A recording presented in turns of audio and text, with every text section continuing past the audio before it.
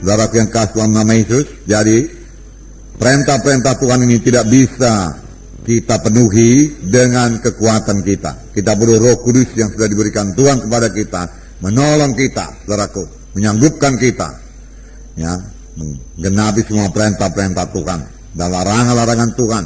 Jangan kamu menjadi serupa dengan dunia ini. Kalau seorang mengasihi dunia ini, maka jangan kamu mengasihi dunia ini. Jangan, Tuhan berkata. Ini tidak ada padanya kasih Bapa. Jadi harus pilih salah satu, kasih dunia atau kasih Bapa. Kalau kita mengasihi dunia, kasih Bapa tidak ada, saudaraku. Kalau kita mengasihi Bapa, harus tidak boleh mengasihi dunia ini. Nah, itu juga, saudaraku, hanya bisa kita laksanakan, saudara, dengan kuasa Roh Kudus yang dianugerahkan Tuhan bagi kita. Kita biarkan Roh Kudus menuhkan kita, mendiami hati kita, saudaraku, dan memimpin kita. Baru kita sanggup, saudaraku.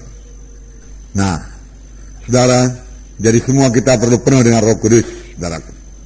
Memang dari mulanya Tuhan sangat menekankan, saudaraku, mengenai Roh Kudus ini, saudaraku. Mengenai Roh Kudus. Selama dia di dunia ini, dia banyak, saudaraku, bicara mengenai Roh Kudus. Supaya murid-murid menerima Roh Kudus. Menerima Roh Kudus. Bahkan Yohanes Pembaptis, saudaraku, sudah berkata bahwasanya yang datang kemudian daripadaku, aku tidak berlayak melepaskan tali kasutnya, dialah akan membaptiskan kamu dengan Roh Kudus dan api. Jadi Yohanes Pembaptis sudah mengerti, saudaraku, akan Roh Kudus, saudaraku. Nah, saudara, Tuhan Yesus juga menekankan kepada murid-muridnya yang mereka menunggu di Yerusalem, saudaraku, dan saya penuh dengan Roh Kudus. Jadi semua kita penuh dengan Roh Kudus, karena bagi kamulah perjanjian itu, dan bagi sekalian orang yang telah dipanggil Tuhan, bagi yang jauh-jauh, bagi kita lah perjanjian itu. Terlebih kita yang hidup pada akhir zaman ini, saudaraku, di mana kasih manusia sudah banyak luntur, saudaraku, di mana dunia kelihatannya menguasai segala sesuatu, dan kita tidak berasal daripada dunia ini dan tidak boleh mengasihi dunia ini. Maka kita butuh sekali, selalu, senantiasa penuh dengan Roh Kudus, penuh dengan Roh Kudus. Saudaraku, Tuhan Yesus mulai pelayanannya, saudaraku, setelah dia dipenuhkan dengan Roh Kudus. Sebelum penuh dengan Roh Kudus, dia tidak melayani. Dalam Lukas 4, saudaraku, ayat 1 dan 2, ya, diterangkan mengenai Yesus, ya. Yesus yang penuh dengan Roh Kudus kembali dari Sungai Yordan, lalu dibawa oleh Roh Kudus ke padang gurun. Nah, di situ dia tinggal 40 hari lamanya dan dicobai iblis. Selama di situ ia tidak makan apa-apa, dan sesudah waktu itu ia lapar. Nah, saudara, dan Tuhan Yesus, saudara, mengetahui dia puasa, ya, 40 hari 40 malam. Saya tidak tahu pasti apakah dia minum air atau tidak, saudara, tetapi di sini hanya dikatakan bahwasanya ia lapar, ia tidak makan apa-apa. Tidak dikatakan dia tidak minum apa-apa, hanya dikatakan dia tidak makan apa-apa, dan sudah waktu itu ia lapar. Yesus sanggup melaksanakan semua puasanya dengan baik dan sanggup mengalahkan setan, saudaraku, karena ayat pertama mengatakan dia penuh dengan Roh Kudus. Dan dia dicobai setan, saudaraku. Dan apakah senjatanya, saudaraku? Senjatanya ada tertulis. Dan setan kalah, saudaraku. Nah, kemudian dikatakan dalam ayat 14. Dalam ayat 14, dia, dan tersiarlah kabar tentang dia di seluruh daerah itu. Mula-mula dia penuh dengan Roh Kudus, saudaraku. Tetapi kemudian terjadi Roh Kudus, saudaraku. Roh Kudus sudah menguasai dia. Sehingga dia kembali, saudaraku, ke Galilea. Dikatakan dia kembali ke Galilea dalam kuasa Roh. Nah, saudara, demikian juga, saudaraku, dalam hidup kita. Ya, tidak cukup hanya penuh Roh Kudus, saudaraku, tanpa, saudaraku, membiarkan Roh Kudus mengatur hidup kita, memimpin hidup kita, melengkapi kita, saudaraku. Saudara, tidak sekedar penuh saja kemudian bahasa roh, tidak, saudaraku. Tetapi kita biarkan Roh Kudus memimpinkan kita. Kita biarkan Roh Kudus menguasai kita. Kita biarkan Roh Kudus memberikan karunia-karunia-Nya bekerja dalam pelayanan kita. Dan kita biarkan Roh Kudus mengurapi kita. Nilainya mengadakan perbedaan. Waktu Tuhan Yesus mengajar, saudaraku, ahli-ahli Taurat berkata, wah, lain sekali pengajarannya. lain daripada ahli-ahli Taurat yang lain. Mengapa dia bisa mengajar demikian? Kuncinya yaitu Roh Kudus. Roh Kudus. Sudah dalam Lukas 4 ini juga, ayat 18, dikatakan, Roh Tuhan ada padaku, oleh sebab ia telah mengurapi aku untuk menyampaikan kabar baik kepada orang-orang miskin, dan ia telah mengutus aku untuk memberitakan pembebasan kepada orang-orang tawanan, dan penglihatan bagi orang-orang buta, untuk membebaskan orang-orang yang tertindas, dan untuk memberitakan tahun rahmat Tuhan telah datang.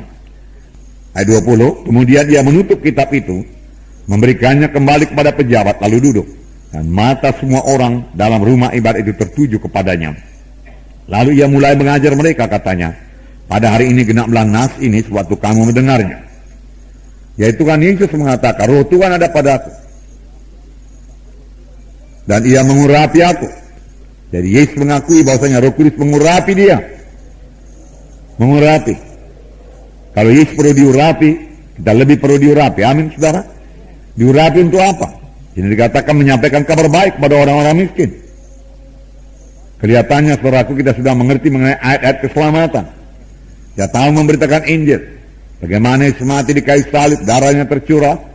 Kemudian dia berkata sudah genap. Dia mati, kemudian bangkit daripada kematian. Ya. Dan firman Tuhan berkata, kamu ditebus bukan dengan emas dan perak, tapi kamu ditebus dengan darah yang mahal, darah domba yang tidak bercacat celah, yaitu darah Kristus. Haleluya, itulah Injil. Saudara, tetapi memberitakan Injil tanpa urapan Roh Kudus, saudaraku, adalah mematikan. Hanya huruf saja mematikan. Kita butuh urapan Roh Kudus untuk menyampaikan kabar baik. Sama sebagaimana Yesus diurapi Roh Kudus, baru dia bicara. Urapan, jubah, urapan. Nah, juga saudaraku, memberitakan kebebasan bagi orang-orang tawanan. Di mana ada Roh Tuhan, ada kebebasan. Firman Tuhan berkata, Roh Kudus, saudaraku, mengurapi Tuhan Yesus untuk memberitakan pembebasan. Saudaraku, saya yakin, saudaraku, pada waktu pemberitaan firman Tuhan juga banyak orang sembuh. Belum didoakan, belum sampai kepada jam berdoa. Banyak orang terikat bebas pada waktu pemberitaan firman Tuhan. Saudara, jangankan waktu pemberitaan firman Tuhan, saudara. Pada waktu, saudaraku, pujian penyembahan. Pujian. Saudara, kita memuji Tuhan. Kitalah umat pemuji. Amin, saudaraku. Memuji Tuhan. Mengapa kita puji Tuhan? Karena apa yang telah diperbuatnya bagi kita. Karena perbuatan tangannya yang besar. Kita puji Tuhan. Firman Tuhan dalam buku Mazmur berkata, ya, bersorak-soraklah untuk Tuhan, pujilah dia, ya, bersukacitalah di hadiratnya. Haleluya. Firman Tuhan mengatakan demikian. Kemudian kita perlu juga menyembah Tuhan dalam roh dan dalam kebenaran. Kalau kita menyembah Tuhan, saudaraku, kita menyembah karena besarnya Tuhan itu, berkuasanya Tuhan itu. Kita menyembah Tuhan karena siapa dia adanya. Kita memuji Tuhan karena perbuatan tangannya. Kita menyembah Tuhan karena Tuhan itu besar. Karena siapa dia? Dia Tuhan ajaib, ya, besar dan perkasa Allah kita. Raja Daud berkata, laut-laut, dia katakan bergemuruh, ya, memuliakan Tuhan. Puji Tuhan. Nah, waktu pujian dan penyembahan, mereka yang betul-betul diurapi Tuhan, saya yakin banyak orang sembuh, banyak orang bebas. Amin, saudara. Nah, oleh sebab itu perlu sekali saudara-saudara diurapi Tuhan. Dalam pelayanan saudara di kelompok saya, saudara, tentunya mau jiwa-jiwa datang dan diselamatkan, saudaraku. Datang dan dilepaskan. Saudara mau jiwa-jiwa itu berubah, saudaraku. Ya, bersandarlah kepada kuasa Roh Kudus yang mengurapi saudara. Urapan sebenarnya artinya yaitu kehadiran Roh Kudus. Kehadiran Roh Kudus untuk mengurapi saudara. Kehadiran Roh Kudus untuk menjamah hati jiwa-jiwa yang hadir. Sehingga mereka menuruti firman Tuhan. Sehingga mereka menerima firman Tuhan. Sehingga mereka menerima kuasa Tuhan. Haleluya, saudara. Puji Tuhan.